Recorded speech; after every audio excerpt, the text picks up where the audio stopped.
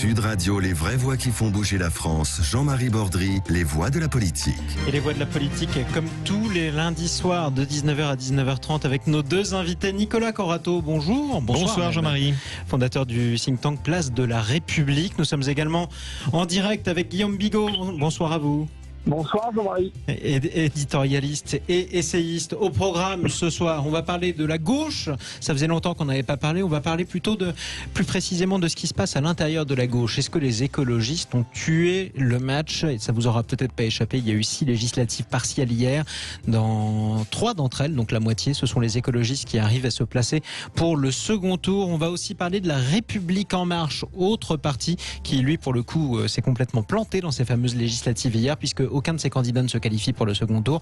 Et en plus, aujourd'hui, M. Persson, qui est le numéro 2 du parti, annonce sa démission. Est-ce que la République en marche est en crise? Vous commentez sur le Facebook Live de Sud Radio. Vous nous appelez 0826 300 300. Tout de suite, on en débat avec nos deux invités. Revenons aux écologistes, notamment au rapport de force à l'intérieur de la gauche.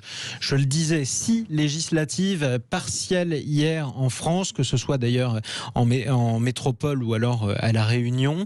Dans 3 d'entre elles, ce sont les écologistes qui arrivent à se placer au second tour. Ils s'en sortent un tout petit peu mieux que le Parti socialiste qui lui place directement 2 candidats qui lui sont directement reliés. Est-ce que les écologistes sont officiellement devenus le parti dominant de la gauche? On commence avec vous, Nicolas Corato. Non, pas du tout. Europe Écologie Les Verts est un pays. C'est un pays, pourquoi oui, pas? C'est un pays. Non, mais ça c'est pour Guillaume, c'est pour rassurer Guillaume. Non, c'est un parti qui a une dynamique. C'est un parti qui surfe sur une vague écologique, qui surfe sur un certain nombre de craintes, voire même d'espérance à gauche. Mais c'est pas un parti aujourd'hui qui structure une vie politique et qui est capable d'arriver aux responsabilités tout seul. Le problème de la gauche aujourd'hui, c'est que aucun parti n'est capable d'arriver tout seul au pouvoir. Ce qui est pas le cas. Division. C'est la division, mais c'est aussi le jeu de l'histoire et d'une culture à gauche qui a toujours été très émiettée, et surtout de la perte de l'hégémonie du PS qui pendant des années a régné en maître sur la gauche. Cela étant dit, vous reformulez un peu ma question. Ma question n'était pas est-ce que les écologistes vont arriver au pouvoir demain. La question était est-ce que c'est devenu le parti numéro 1 de la gauche? Non, je pense pas, parce que être un parti, c'est pas uniquement se positionner au second tour des élections. Être un parti, c'est aussi avoir des idées, avoir un projet, avoir des élus qui le portent, pouvoir sélectionner des élus. Bon, il faut reconnaître quand même que Europe Écologie Les Verts réfléchit plus et porte un projet beaucoup plus construit que le Parti Socialiste, qui n'a aucun projet pour l'avenir. Mais je trouve encore que le projet d'Europe Écologie Les Verts est très très malhabile, et que par rapport à la France Insoumise, on partage ou pas les idées de la France Insoumise, mais le programme de la France Insoumise, il est carré. Il tient la route, il a plusieurs années devant lui et derrière lui. Donc non, l'Europe Écologie Les Verts est un parti qui se cherche. Je note quand même que c'est pas la première fois qu'on parle d'Europe Écologie Les Verts comme étant l'avenir de la gauche, et qu'à chaque fois dans certaines élections, ce parti se plante au présidentiel en tout cas. Au présidentiel, mais pas simplement. On fait des bons scores aux européennes, mais moins aux municipales. Enfin, oui, ce parti a quelque chose, bénéficie d'une dynamique. Il bénéficie surtout de l'absence et de l'indigence du Parti socialiste. Ils ont presque gagné par erreur, en fait, ou par hasard. Mais c'est un parti qui s'impose. Non, il s'impose pas uniquement par défaut. Il y a un thème écologique qui est très fort dans la population. Beaucoup plus qu'avant. Les populations de gauche cherchent désespérément un parti où se raccrocher ou raccrocher leurs espérances écologiques et trouvent un seul discours politique chez Europe Écologie Les Verts. J'ajoute une chose, c'est que ce parti est très hétérogène. C'est-à-dire qu'il n'y a pas une ligne Europe Écologie Les Verts, il y a plusieurs Verts chez les Verts. Et en soi, c'est un parti de gauche classique, du coup. Oui, c'est un parti qui a repris des tendances. À part au Parti communiste, en général. Il y a moins d'éléphants, mais il y a tout autant de tendances qu'à la bonne époque, à la grande époque du Parti socialiste. Il faudra quand même voir comment ce parti très hétérogène arrive à fonctionner. Moi, Europe Écologie Les Verts me fait beaucoup penser à La République en marche. Vraiment, à ce point-là? Oui, je trouve qu'il y a des nouveaux élus, peu d'expérience, et surtout cette incapacité à faire synthèse. Incapacité en fait à décider une ligne. La différence, c'est que vous avez un chef à La République en marche. On en reparlera d'ailleurs dans un instant. Il n'y en a pas forcément chez les écologistes. À La République en marche, non, il n'y a pas de chef. Il y a un chef qui s'appelle Emmanuel Macron, qui est le chef de tout le monde. Mais à La République en marche comme parti, on voit bien que ce parti n'a jamais réussi à trouver de chef au-delà de son fondateur. Je rappelle quand même que La République en marche, c'est le seul pays, le seul parti au monde C'est drôle, cela. Décidément, Non, mais les lapsus sont toujours révélateurs. Ça fait qu'à tout ça, c'est quoi. extrêmement, je sais pas, je me prépare à conquérir le pays. Non, mais je vais annoncer ma candidature à l'élection présidentielle en direct pour gagner sur le Sud Radio. pays, exactement. Mais non, La République en marche, c'est le seul parti peut-être au monde qui porte les initiales de son fondateur. Oui. Emmanuel Macron. EM, effectivement. Sauf qu'on dit LREM maintenant. Oui, mais enfin, ça s'appelle En Marche. Hein. Et LV, c'est Louis Vuitton ou EELV en tout cas. Comment vous expliquez, vous qui dites que la France insoumise a un programme plus structuré et qu'elle voit plus loin, qu'elle est mieux organisée, qu'elle a un chef, comment vous expliquez que ce ne soit pas les insoumis qui raflent la mise, ni au municipal d'ailleurs, ni aux législatives? Parce que les insoumis sont polarisés sur la seule élection qui intéresse leur chef, Jean-Luc Mélenchon, qui est la présidentielle. Ouais. C'est le but ultime et c'est le but unique de Jean-Luc Mélenchon. Il ne faut pas se tromper. Et lui ne se trompe pas d'élection. Souvent, les écologistes ont eu tendance à se tromper d'élection. La seule élection qui est un intérêt démocratique fort et de clivage fort dans notre pays, on peut le regretter, c'est l'élection présidentielle. Et donc, je trouve qu'effectivement, à ce sens-là, la France Insoumise est beaucoup plus prête comme parti qu'Europe Écologie Les Verts. Et à l'inverse, comment vous expliquez que les écologistes se soient souvent plantés, comme vous le dites, aux élections présidentielles? Il n'y a qu'un seul candidat, si mes souvenirs sont exacts, qui fait plus de 5% au premier tour. C'était Noël Mamère. C'était Noël Mamère, oui, parce qu'ils ont un problème d'incarnation et puis ils ont un problème de ligne. Moi, j'y reviens. Ce parti ne sait pas nous dire s'il est pour ou contre le modèle libéral économique. C'est la vraie question qui se pose aux écologistes. C'est la seule question qui se pose aux écologistes. Est-ce qu'on peut plaider pour l'écologie aujourd'hui dans un système libéral ou néolibéral, dans une économie de marché? Ce parti, qui est censé être à gauche, n'a pas été capable jusqu'à maintenant de répondre à cette question et de constituer une force politique homogène autour de cette question, qui est peut-être la seule qui vaille. Et moi, j'appelle les électeurs d'Europe Écologie Les Verts à regarder avec attention ce qui se fait dans ce parti. Il ne faudrait pas que ce parti soit le fauné de Macron pour faire des réserves pour le second tour de l'élection présidentielle et n'aille trop vers une théorie qui serait finalement la théorie des petits pas, c'est-à-dire qu'on fait l'écologie, mais on la fait dans l'économie de marché, c'est-à-dire qu'on la fait pas. Ce que fait Emmanuel Macron, d'après vous en tout cas. C'est la théorie des petits pas. C'est bien celle que dénonçait Nicolas Hulot. On est justement rejoint par un écologiste qui vient de faire son entrée dans le studio avec sa cravate verte. Mais voilà. Et qui se retrouve. Guillaume Bigot, vous venez d'arriver. Nous étions justement en train de débattre avec vous, d'ailleurs, parce que vous étiez en ligne au début, sur les écologistes. Est-ce que d'abord c'est devenu la force dominante à gauche ? Oui, ce que vous surprendre, j'ai déjà eu ce propos peut-être un peu disruptif, mais j'ai même l'impression que ce soit de la gauche. Alors, quant à être une force à gauche, c'est encore une autre question. Pourquoi c'est pas une force à gauche? Parce que sociologiquement, c'est pas du tout de la gauche. Sociologiquement, ce sont, on l'a déjà dit, des bobos de centre-ville bien insérés dans la mondialisation qui ont fait bac+5 et plus. Donc, ce sont pas du tout, c'est pas du tout des classes populaires et c'est pas du tout l'électorat populaire. Faut être ouvrier pour être de gauche. Voilà, mais ça fait déjà un certain temps, puisqu'en fait, et c'est pas de moi, c'est de Michel Onfray, et il a dit c'est quand même assez dommage parce que le plus grand homme de gauche de l'histoire de France au XXe siècle, c'est le général de Gaulle et il était à droite, et le plus grand homme de droite du XXe siècle, c'était Mitterrand, et manque de bol, il était à gauche. Sauf que ni Mitterrand, ni le général de Gaulle, ni même vous, Guillaume Bigot, qui venez de la gauche, vous êtes ouvrier par exemple. Pourquoi ils n'auraient pas le droit d'être de gauche, les écologistes ? C'est pas qu'ils n'ont pas le droit d'être de gauche, c'est pas ce que j'ai dit. J'ai dit simplement que ça fait au moins depuis, alors mettons le cynisme, le machiavélisme génial de François Mitterrand qui a fait une OPA avec le programme commun de côté, mettons ça de côté, parce que là il y avait vraiment une trajectoire un peu romanesque et personnelle, mais depuis en tout cas, pour le coup, la conversion de la gauche en 83 au marché, il y a à l'œil nu rien qui distingue réellement le cœur d'un programme dit de droite et le cœur d'un programme dit de gauche. C'est juste ça le petit problème. Donc s'il y a quand même quelque chose qui distingue, c'est quoi? C'est que quand on prend le programme économique pro-marché et pro-Union européenne et pro-immigration, etc., et qu'on met l'étiquette dessus de gauche, ça veut juste dire qu'on est plus snob et plus méprisant du peuple. Est-ce qu'on peut vraiment dire que les écologistes soient pro-marché ?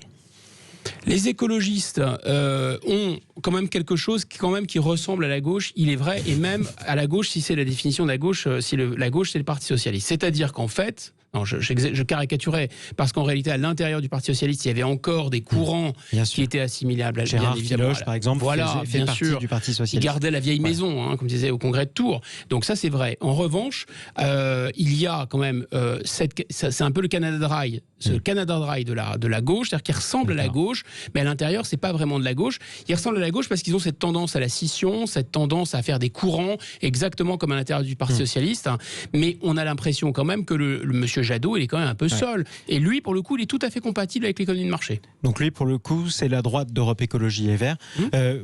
Moi, je vous pose une question quand même, Guillaume Bigot. Je demande, est-ce que les écologistes ont tué le match à gauche? Et vous me répondez, de toute façon, ils ne sont pas de gauche, d'accord?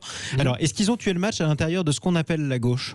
Est-ce que c'est devenu la première force devant le PS, devant la France insoumise, devant tout ce qui peut s'y apparenter, devant, je sais pas, les radicaux de gauche? Est-ce que c'est eux qui dominent? Pardon de faire ce qu'on appelle techniquement de la casuistique, c'est-à-dire répondre à des questions par des questions, mais en fait, c'est-à-dire, je pense que le PS déjà n'était non seulement plus à gauche, je l'avais dit, mais surtout, surtout, c'est la République en marche et là, c'est Macron qui a tué en fait le prolongement, la douleur du membre amputé qui était une opposition droite-gauche. Ça l'a prolongé artificiellement. Pour vous, ça n'a plus de sens? Non. Pourtant, on l'a vu au municipal, les alliances au second tour, Nicolas Corato, il y avait des écologistes, des communistes, des insoumis, des socialistes. Je partage le diagnostic de Monsieur Bigot. Tout arrive.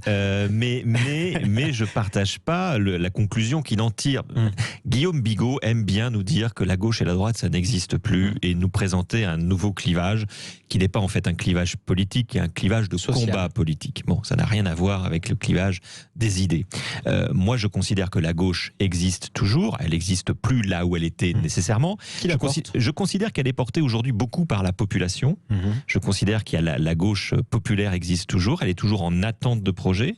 Je considère qu'il y a encore des milieux associatifs très actifs qui portent les valeurs de la gauche et qu'il suffira de rien pour que le peuple de gauche se relève. Et non pas se relève dans le fantasme de certains, dont mon interlocuteur ce soir, pour aller porter certains combats, notamment contre certaines religions agissantes, des peurs énormes de ce siècle. La seule religion que je combats, c'est l'européisme. Le peuple de gauche contre l'Europe, quand il y avait des hydres à définir. Non, le peuple de gauche, il se soulèvera toujours contre l'injustice sociale. Et je pense que le jour où un parti de gauche aura un vrai projet contre l'injustice sociale, on retrouvera les électeurs de gauche. Allez, restez avec nous sur Sud Radio, les voix de la politique. On se retrouve dans un instant dans les vraies voix qui font bouger la France. D'abord, est-ce que la gauche est capable de reprendre le pouvoir? À quel terme? Avec qui? Avec quel programme? On en parle dans un instant. On va parler aussi de la République en marche. Est-elle vraiment en crise? Son numéro 2 vient de démissionner de ses fonctions au sein du parti de la République en marche. Et puis la République en marche qui ne place aucun de ses candidats au second tour de ces 6 législatives partielles qu'on a vues hier. C'est ce qui s'appelle une raclée. À tout de suite sur Sud Radio. Sud Radio, les vraies voix qui font bouger la France. Jean-Marie Bordry, les voix de la politique. Les voix de la politique de 19h à 19h30, comme chaque lundi soir, en compagnie de Guillaume Bigot et Nicolas Corato. Dans un instant, la République en marche est-elle en crise? Elle qui voit le numéro 2 de son parti claquer la porte de ses fonctions au sein du dit parti. Mais revenons sur la gauche, on l'a dit. Les écologistes ont placé 3 candidats au second tour des 6 législatives partielles qu'on a vues hier. On pouvait se demander s'ils étaient devenus la force dominante à gauche. Autre question d'abord, est-ce qu'un candidat de la gauche, ou du moins de ce qu'on a l'habitude d'appeler la gauche, peut se retrouver au second tour de l'élection présidentielle? Tout est dans ce qu'on a l'habitude de. C'est ça qui est clé dans votre question. Ce que je veux dire par là, ce sont les socialistes, ou alors les insoumis, ou les écologistes, ou alors les radicaux. Je le dis par convention, ou les communistes, ce sont ceux qu'on a l'habitude de dire d'appeler la gauche plurielle. Est-ce que ce courant-là est non. Aucun. Et si vous posez la question, est-ce qu'on peut avoir quelqu'un qui incarne complètement la droite, etc., ça serait peut-être un non un peu moins affirmatif, mais quand même. C'est possible. Moi, je pense que oui. Je pense qu'il n'y a jamais eu autant de place pour un candidat de gauche au second tour, avec une condition, c'est d'avoir un projet qui soit partagé et qui soit engageant. Je vois 2 axes, moi, à ce projet. Les libertés. Parce que le pouvoir en place, qui est un pouvoir de droite, je le redis, est un pouvoir qui a saccagé les libertés publiques depuis 2 ans et demi. Vous parlez de la répression du mouvement des Gilets jaunes? Pas que, je parle aussi, par exemple, du fait d'avoir intégré les mesures contraignantes de l'état d'urgence. Je ne parle pas d'état d'urgence sanitaire, je parle d'état d'urgence terroriste dans le droit commun en France. C'est inédit. Je pense aux attaques contre la presse, je pense aux attaques contre l'expression publique, je pense aux attaques contre l'expression syndicale, je pense par exemple aussi à la réforme de l'audiovisuel et à la manière dont on a décidé de nommer, non plus par le CSA, mais directement la présidente de France Télévisions. Voilà des attaques qui, pour moi, sont des attaques contre la liberté d'expression. Ça, c'est pas être de gauche. Pour vous, c'est pas être de gauche, c'est être forcément de droite. Pour moi, attaquer les libertés individuelles et les libertés publiques, c'est nécessairement être de droite. Enfin, c'est d'une certaine droite. Voilà, pour pas déplaire à Guillaume. Quand même. Non, mais on peut se rejoindre avec certains libéraux. On peut.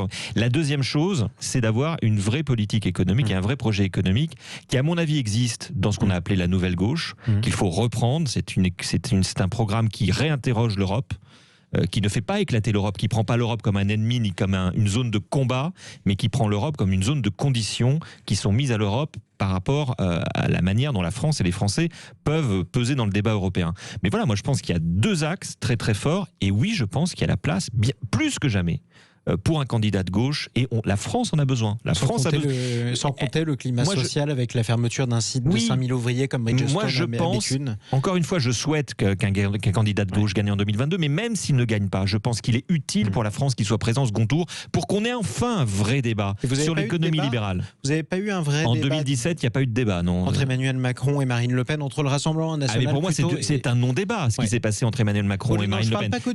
Je parle pas que du débat télévisé dont tout le monde s'est moqué. Aucun débat de projet. On n'a pas discuté du projet d'Emmanuel Macron. Qui a challengé Emmanuel Macron sur sa réforme des retraites pendant l'élection présidentielle, pendant la campagne présidentielle? Personne. Vous êtes orphelin d'un débat et vous espérez en avoir un vrai aux prochaines présidentielles. Guillaume? Moi, je crois que pour comprendre quelque chose, parce qu'on est dans une période de clair-obscur, on est dans une période de métamorphose, on sent que tout glisse, tout se liquéfie, les mots n'ont vraiment plus de sens, etc. Donc je pense que pour comprendre quelque chose à ce présent qui est en train de se déliter, il faut prendre beaucoup de recul, paradoxalement. Et quand on prend beaucoup de recul, on comprend qu'est-ce que ça signifie à échelle de 2 siècles, droite et gauche, quand les termes apparaissent. Ça signifie, et par rapport à la question des libertés, par exemple, ça signifie en 1789 et ensuite avec la mort du roi, sous la Révolution française, qu'il y a des gens qui sont pour la monarchie, il y a des gens qui sont pour la République. Et on peut se dire, oui, c'est aussi une thème de liberté publique, mais c'est pas si simple que ça dès le démarrage, dès l'origine. Pourquoi? Parce que finalement, le droit de veto, c'est un peu défendre un peu les libertés aussi contre l'écrasement du peuple. Et comment finit la gauche? Elle finit avec la terreur. Donc c'est pas tellement favorable aux libertés publiques. Vous voyez, Nicolas Pradon, dès le départ. Deuxièmement, on retrouve cette ambiguïté. Moi, c'est pour ça que je plaide pour que la question des libertés publiques soit pas vraiment un structurant de l'axe. La deuxième redéfinition de cet axe, parce que pourquoi cet axe il va mourir autour de la République et de la monarchie? Parce que simplement la République va gagner par chaos. Ensuite, on a un deuxième axe. Ce deuxième axe, c'est l'apparition après la Commune de Paris, avec le marxisme, le socialisme, etc. On voit bien que la gauche, c'est quelque chose qui est entraîné dans le fait de cette nostalgie de la Révolution et du Grand Soir, mais cette fois-ci autour de la lutte des classes, autour de la défense des ouvriers et de la classe populaire. Et puis il y a la chute du mur de Berlin. Et donc ce clivage-là, il va de plus devenir structurant. Donc comme la République a gagné, le capitalisme a gagné. La gauche, c'est une longue histoire de dialogue entre la liberté et l'égalité. Pardon, mais cet axiome-là, il est toujours valable aujourd'hui. Moi, la question, c'est comment est-ce qu'on concilie la liberté et l'égalité? Non, mais c'est un vrai sujet. Mais ça, défendre les libertés. Qui porte ce discours à part la gauche? Je ne dis pas que défendre les libertés n'est pas une cause noble. Oui. Je ne dis pas que les libertés publiques ne sont pas en danger. C'est pas ça que je suis en train de dire.